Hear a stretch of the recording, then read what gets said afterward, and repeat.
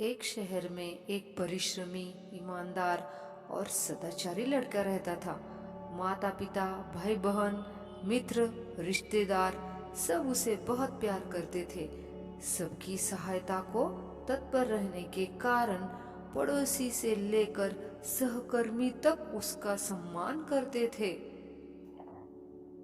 सब कुछ अच्छा था, किंतु जीवन में वह जिस सफलता प्राप्ति का सपना देखा करता था, वह उसे उससे कोसों दूर था।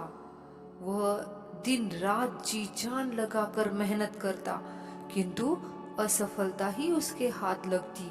उसका पूरा जीवन ऐसे ही निकल गया और अंत में जीवन चक्र से निकलकर वह काल चक्र में समा गया। चूंकि उसने जीवन में सुकर्म किए थे, इसीलिए उसे स्वर्ग की प्राप्ति हुई। देवदूत उसे लेकर स्वर्ग पहुँचे। स्वर्गलोक का अलौकिक सौंदर्य देख वह मंत्रमुग्ध हो गया और देवदूत से बोला, ये कौन सा स्थान है? देवदूत ने कहा, ये स्वर्गलोक है। तुम्हारे अच्छे कर्म के कारण तुम्हें स्वर्ग में स्थान प्राप्त हुआ है। अब तुम यही रहोगे। यह सुनकर लड़का खुश हो गया। देवदूत ने उसे वह घर दिखाया जहाँ उसके रहने की व्यवस्था की गई थी। वो एक आलीशान घर था। इतना आलीशान घर उसने अपने जीवन में कभी नहीं देखा था। देवदूत उसे घर के भीतर लेकर गया और एक एक कर सारे कक्ष दिखाने लगा। सभी कक्ष बहुत सुंदर थे। अंत में वह उसे एक ऐसे कक्ष में ले आया जिसके सामने लिखा हुआ था स्वप्न कक्ष।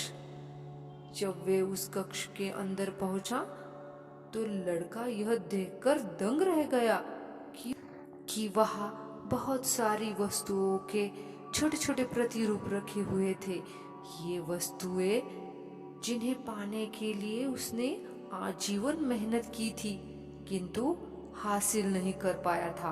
आलीशान घर, कार, उच्चाधिकारी का पद और ऐसी ही बहुत सी चीजें जो उसके सपनों में ही रह गई थी। वह सोचने लगा कि इन चीजों को पाने के सपने मैंने धरती लोक में देखे थे, किंतु वहां तो ये मुझे मिले नहीं। अब यहाँ इसके छोटे छोटे प्रतिरूप क्यों रखे हुए हैं?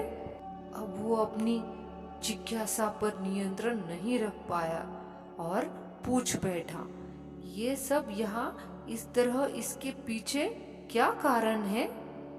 देवदूत ने उसे बताया, मनुष्य अपने जीवन बहुत से सपने देखता है और उनके पूरा हो जाने की कामना करता है, किंतु कुछ ही सपनों के प्रति वह गंभीर होता है और उन्हें पूरा करने का प्रयास करता है।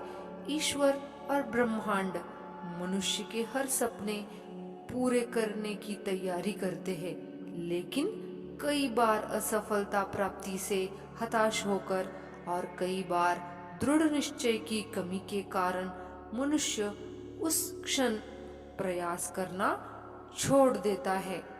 जब उसके सपने पूरे होने वाले ही होते हैं, उसके वही अधूरे सपने यहाँ प्रतिरूप के में रखे हुए हैं। तुम्हारे सपने ही यहाँ प्रतिरूप के रूप में रखे हैं। तुमने अंत समय तक हार न मानी होती तो उसे अपने जीवन में प्राप्त कर चुके होते। लड़के को अपने जीवन काल में की गई गलती समझ आ गई, किंतु मृत्यु पश्चात अब वह कुछ नहीं कर सकता था।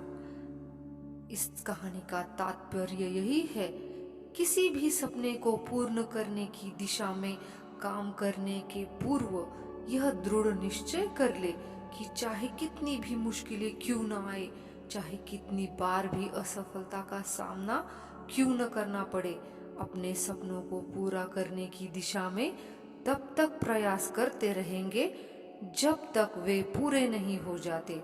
अन्यथा समय निकल जाने के बाद यह मलाल रह जाएगा कि काश मैंने थोड़ा प्रयास और किया होता, अपने सपनों को अधूरा मत रहने दीजिए। दृढ़ निश्चय और अथक प्रयास से उन्हें हकीकत में तब्दील करके ही दम लीजिए। अगर आपको मेरी स्टोरी पसंद आई हो तो लाइक, शेयर और मेरे चैनल को सब्सक्राइब करना ना भूले।